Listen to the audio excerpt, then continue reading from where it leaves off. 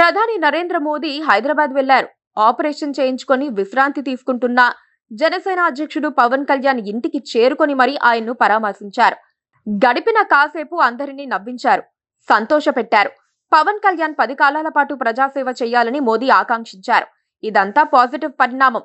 అంతకు ముందు నుంచే జనసేనలో ఉడుకుతున్న నెగిటివ్ పరిణామాల సంగతేంటనేది ఇప్పుడు కీలక ప్రశ్న అవుతుంది.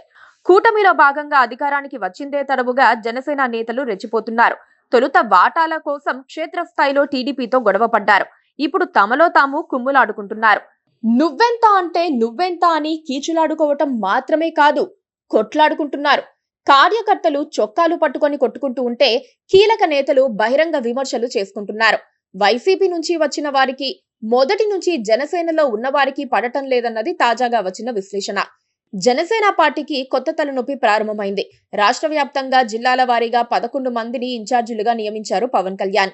రాయలసీమతో పాటు ప్రకాశం, నెల్లూరు బాధ్యతలను బాలినేని శ్రీనివాసరెడ్డితో పాటు మరో 2 నేతలకు అప్పగించారు.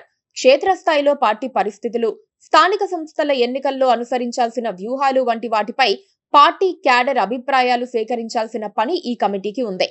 అందులో భాగంగా రాయలసీమ రీజన్ కు సంబంధించి సమావేశం నిర్వహించగా అది రచ్చకు దారితీసింది. పార్టీలో కీలక నాయకులుగా ఉన్నవారిని వ్యతిరేకిస్తూ కొందరు నాయకులు బహిరంగ విమర్శలు చేశారు. సమావేశం నిర్వహణను కూడా బహిష్కరించారు. దీంతో ఇప్పటి వరకు జనసేనలో ఉన్న అంతర్గత విభేదాలు బయటపడ్డాయి.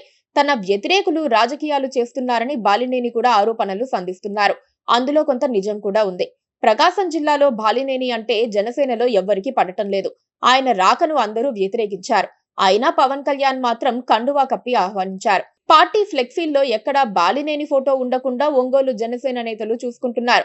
బాలినేని వర్గం పోస్టర్లు వేస్తే వాటిని టీడీపీ వాళ్ల చేత చించేయిస్తున్నారు. ఇప్పుడు అది రాయలసీమకు వ్యాపించిందా అన్న అనుమానాలు కలుగుతున్నాయి. జనసేన బాగా ముదిరిపోయిందన్న విమర్శలు కూడా వస్తున్నాయి. ఏ 2 నేతలకు పడటం లేదు. వైసీపీ నుంచి వచ్చిన తిరుపతి ఎమ్మెల్యే ఆరణి శ్రీనివాసులకు ఎమ్మెల్సీ హరిప్రసాద్ మధ్య పచ్చగడ్డి వేస్తే బగ్గుమంటోంది. నిజానికి బలిజ సామాజిక వర్గం మద్దతుతో రాయలసీమలో జనసేన బలపడుతోందన్న టాక్ ఉండేది. ఇప్పుడు నేతల అంతర్గత కుమ్ములాటతో కార్యకర్తలు కూడా గ్రూపులుగా విడిపోయి కొట్టుకునే పరిస్థితి వచ్చింది. కడప జిల్లా విషయానికి వస్తే సుంకర శ్రీనివాస్, అత్తిగారి కృష్ణ, జోగినేని మణి అనుచరులు ఒక వర్గంగాను, అడ్వకేట్ గుర్రప్ప అనుచరులు మరో వర్గంగాను విడిపోయి కొట్టుకుంటున్నారు. ఇక రాజధాని ప్రాంతమైన ఉమ్మడి కృష్ణా, గుంటూరు జిల్లాల్లో జనసేన పరిస్థితి కూడా ఏమంత బాగోలేదు. పనిచేసే నేతల కంటే టీవీలో కనిపిస్తూ షో చేసేవారే ఎక్కువయ్యారని జనసేనలోనే చెవులు కొరుకుంటున్నారు.